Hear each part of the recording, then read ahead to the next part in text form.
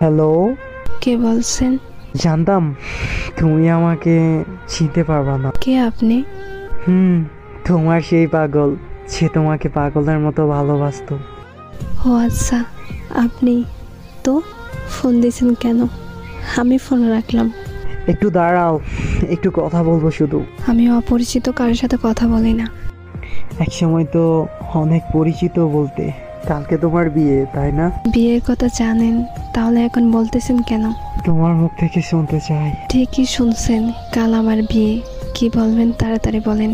তোমার সাথে যেদিন শেষবার দেখা হয়, একটা কথা বলেছিলে, মনে আছে? কি কথা? ও, মনে নাই?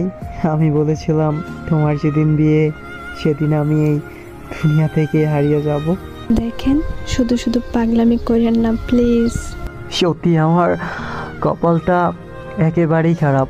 ভাবছিলাম আমার মুখে মৃত্যুর কথা শুনে তুমি বলবে, তুমি কি ভাবছো, তুমি কি ভাবছো, তুমি মরে গেলে আমি বেঁচে থাকবো। হ্যাঁ, আর কি বলবো, তুমি তো আমাকে কোনোদিন ভালোই বাসোনি। একা হয়ে গেছি আমি, একেবারে একা। চুপ করেন, এমন করে কেন কথা বলতেছেন? সমস্যা নাই, একটু পর নিশ্চুপ হয়ে যাব।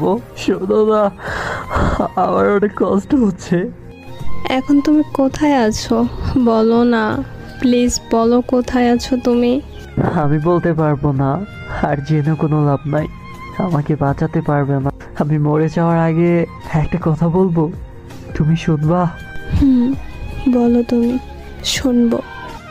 জানো, অনেক স্বপ্ন ছিল তোমারে দিয়া, তোমার কোলে মাথা রাইখা ঘুমাবো।